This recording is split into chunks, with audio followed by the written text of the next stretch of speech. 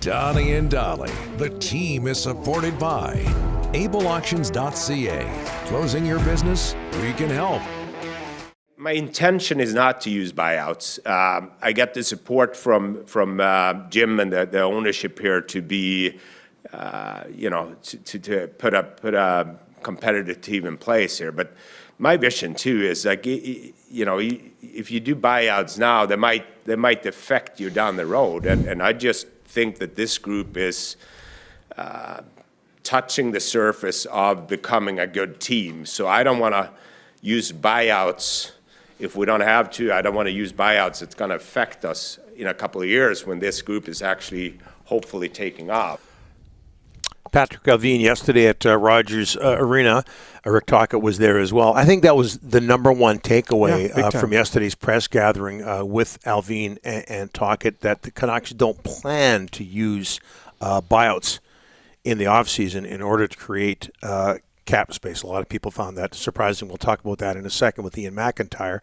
Iain and all of today's guests are brought to you by the Bayside Oceanfront Resort. An exciting spring and summer season awaits at the Bayside, including a soon-to-be-completed outdoor pool fully equipped with ocean view cabanas. Now you've got me mispronouncing this word. Alongside the number one ranked coffee shop. I'm blaming you.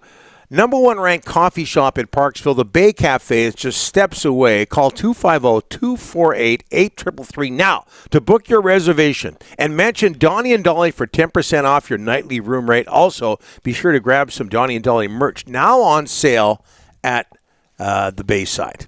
There you go. As we're joined now by Iain MacIntyre from Sportsnet, sportsnet.ca. Iain, thanks for doing this, sir. How are you? I'm doing well, but let me understand this. You have merchandise, and it's available at the Bayside in Parksville. And yes, and other places as well. Okay. Quinsam Wherever Communications. you're shopping. Yes, right. Yeah. Quinsam Communications in Campbell River. Yeah. Are we selling that? And the waddling dog too. All on the island. Are we selling anything? We're working on it. I got my best people on it. We got to get some stuff into pastime. We'll get Iain a bucket hat. Yeah. Iain, where's your Donnie and Dolly hat, Iain? What's going on? Well, if I had one, I'd wear it. I don't look good in hats, though. Why? I'm just one. Some people don't. I'm the same way. I'm not a hat guy. They tend to look awfully big on me, which, the last 10 years, that's okay. But for the most part, I always look like I'm about some weird 5-year-old kid with gray hair when I'm wearing a cap. So. Yeah, I'm the exact opposite. Hats tend to look really small on this thing. Hey, Iain, we just heard Patrik Allvin talk about buyouts. Should Vancouver fans be disappointed that the Canucks don't plan to use buyouts to create cap space this summer? It all depends on how much those fans were willing to suffer the pain of a buyout. As you guys know, the most inefficient contracts for the Canucks, which would typically be the ones you want to buy out, Tyler Myers, it doesn't make sense because of his bonus. You really don't save anything. And then Oliver Ekman-Larsson with 4 years left, it's such a poisonous pill to take, because then you're paying them for 8 more years. You've got 8 years of dead cap money. And I know a lot of people would say, well, that's what you have to do, because somehow this isn't going to get any better with Oliver Ekman-Larsson. That's a different story. But I just think, a poison pill, if it makes you sick, maybe you get through it, but you don't want it to kill you. And I think they probably figure that 8 years of dead cap money on Oliver Ekman-Larsson is too much to bear. What surprised me a little bit in that statement, maybe I wasn't as surprised as some others, but as you guys know, I often swim against the current. Mm-hmm. But what surprised me most about it was not the declaration, the decision that they're not going to do buyouts, but sort of the emphatic declaration that these are now off the table. Because it was only halfway through this season when Jim Rutherford had made it pretty clear that management was going to use every avenue open to it, including buyouts if necessary, to finally create this cap flexibility. But part of, if their position has changed, I think part of it might be they looked at what we've looked at. What are the actual savings, and who are you going to buy out, and what is the actual benefit to you versus the long-term cost. So I wasn't shocked by it, other than it did seem to be a reversal of position from what Rutherford had expressed. But they have gone on about buyouts since they were hired, Rutherford and Allvin. So if you're not going to use buyouts, or pardon me, they've gone on about cap space since they were hired. Right. So if buyouts aren't one of the options, how else do they create cap space, Ian? Well, they're going to, I think, have to trade somebody, Donnie, and it was great 2 days before that on Saturday that Brock Besser said, to be honest with you, I don't want to trade anymore. I want to stay here. And I had a chance to talk to Brock afterward, just to find out a little more about that thinking. And it really has been a struggle for him, Brock, mentally and emotionally, both before and after the death of his dad, Duke, a year ago. And it's great. And he's a guy, and I've said in the past, I've written in the past, Brock Besser is a guy that everybody cheers for, but I'm not sure that the statement really changes anything from the Canucks perspective, because as Patrik Allvin said yesterday, and I asked him directly about Brock, and he didn't answer directly, but he did say, we all acknowledge we're not where we want to be, and it's his job as GM to make changes. So if they're not going to buy anybody out to create that cap flexibility, then you're looking at them trying to trade again, because we know that it's been discussed a lot. Try to trade, Brock Besser and his just under $7 million, or you try to trade Connor Garland and his $5 million, or you trade, a couple of guys further down where if you add up their salaries, there's enough of a savings there. So I think we're going to see transactions. Just by the sound of it, we're not going to see a buyout. One interesting thing for me, Ian, that came out of the news conference was talk about looking at the medical department. We saw what happened with Pearson. Mikheyev, he had the injury early. Demko was supposed to be 6 to 8 weeks, Ian. It was 3 months. They need to take a look at that medical department, Ian. I think they absolutely do. And look, I'm going to be honest. I don't know the people. I have no personal relationship with the people in their medical department. I've known Dr. Regan a long time, just to say, hello. But they brought in a lot of people, and I know that they have incredible medical expertise, obviously, or they're not being hired by an NHL team.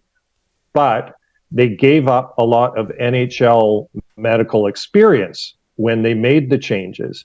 And right. I just wonder whether there was a learning curve for their medical department this season.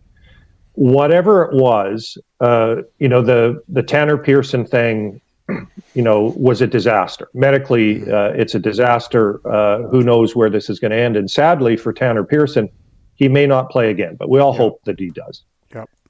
But remember, Brock Besser came back early on from a freak hand injury in training camp, and his wound opened up, and that set him back. And, oh, right. Yeah, I remember that. And you mentioned, Demko taking longer. Although I talked to Thatcher, and he said, 12 weeks was kind of the outside time frame that he had been told. So he didn't feel like he was that far behind.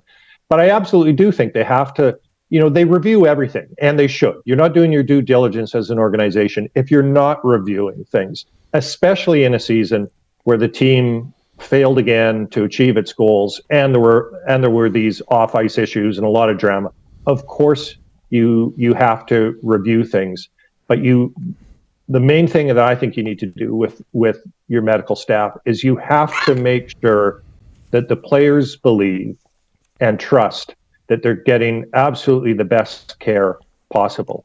And that's why the Quinn Hughes statement back in January that Pearson's injury was not handled properly, that's why that has such big repercussions. That's why Jim Rutherford immediately the next day told me, he's started an investigation into this, because if the players don't feel that they're getting the absolute best treatment, if they have any concerns about the quality of care and the advice they're getting, then you have a real problem as an organization. So they'll do a review. I don't know if there'll be changes, but they do need to take a hard look at everything that's happened this year. Absolutely. In 7 of 8 years, it's been a tough go for Canuck fans in this past decade. If they make the right moves this offseason, do you see a team that can make the playoffs next year? Yeah, absolutely. The team can make the playoffs. It's really hard to do. Yeah. I was thinking, when I think all three of us are probably in the same boat. When we started covering the league, maybe there were 22 teams. I think San Jose had come in, and 16 made the playoffs, and now there's 32, and the same 16 make the playoffs. So it's really hard to do. But we also see there's not the disparity between teams. Sure, from 1 to 32, there's a disparity. But in the middle of the NHL, from whatever number, certainly 10 to 20, but if you go probably even like 6 to 25 or 5 to 25, there's not all that much difference. So they should be able to make the playoffs, and that's not a prediction. I'm just saying they're capable of doing it. But the question in the market, of course, is if you get there, then what? Is that the end goal, just to make the playoffs? Now, if you talk to Patrik Allvin and Rick Tocchet, then obviously that's not the end goal. The Patrik Allvin won Stanley Cups in Pittsburgh. He wants to win them in Vancouver. But is that realistic? Is with the way that they're building the team? It's possible. I'd like to see them try. Let's start there. I'd like to see them get into playoffs and try. Certainly their core players are young enough to be right at the top of their game for a bunch of years. But the challenge and the failure of the organization to this point is just not building around them. Like Pettersson's been here 5 years. Yep. Quinn Hughes has been here 4 years. JT Miller has been here 4 years. Thatcher Demko emerged as a starting goalie 3 years ago. Are they any farther ahead than they were 3 years ago? I'd say not. But the one good thing about what happened this year is they finally got their house in order. They finally have a GM who has the coach he wants. They have this kind of common ideals and goals all through the organization, down to the minor league level, through their player development department, which we know is now massive compared to how it used to be. And I have to say, maybe is already making a difference. Look at all the guys who came up late in the year. So at least they have their house in order. I would say they have a much stronger platform now in which to try to jump towards a playoff spot than they had at the start of this season. And Ian, before we let you go, as quickly as possible, and Rick Tocchet and I believe Patrik Allvin both talked about this yesterday, how realistic do you feel it is, with conditioning in mind, how realistic is it to expect Canuck players to stay in Vancouver the whole summer, the whole off season?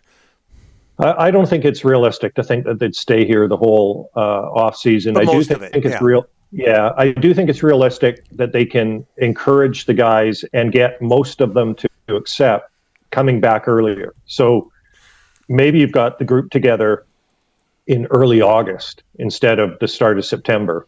Mm-hmm. The problem with that, though, and I can't remember which of the two said, whether it was Tocchet or Allvin, but he said that Miller, Pettersson, and Hughes are on board with this, and they're spearheading it. So that's great. So if you get, I can guarantee you, if you get those three guys who are going to come early, a lot of other guys are coming early too.